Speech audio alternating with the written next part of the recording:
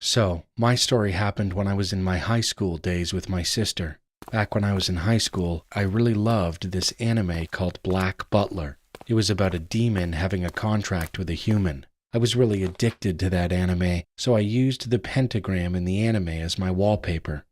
A couple of days went by fine, until one day something bizarre happened. My sister, who was in college at that time, and I, who was in high school, shared the same room. We had a bunk bed. My sister slept on top while I slept on the bottom.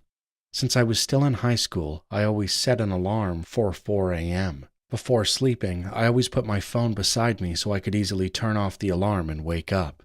So me and my sister were about to fall asleep. We turned off the lights and hit the bed. While we were sleeping, my alarm rang. I tried to grab my phone while my eyes were still closed because I was still sleepy. But while trying to search for my phone, I was a bit confused. I couldn't find my phone beside me. The phone kept ringing, and I even asked my sister in a sleepy tone, "Where is my phone?"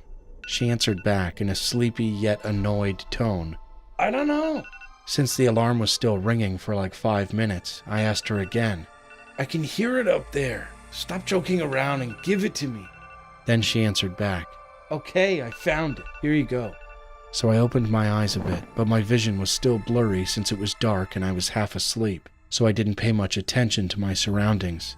My sister's arm stretched out from the top bunk to give me my phone, but when I looked at it, it had thin, long fingers with sharp nails on it. I was still sleepy at that time, so I didn't fully comprehend what happened.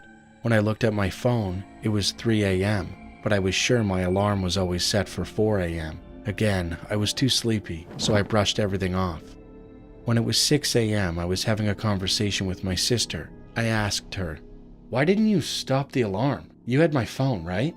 And then came the scary part. My sister replied in a confused tone, "What the hell are you talking about? I was never awake to begin with.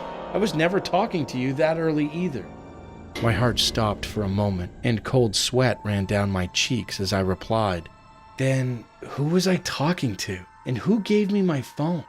Then I remembered everything. My sister and I looked at each other in horror, and that day, I've never had that wallpaper on my walls again. That night, my sister and I both slept on the bottom bed. Until this day, my sister and I still remember that horrifying experience in our lives. Sometimes I wonder, what if I hadn't been sleepy that night and actually stood up from my bed?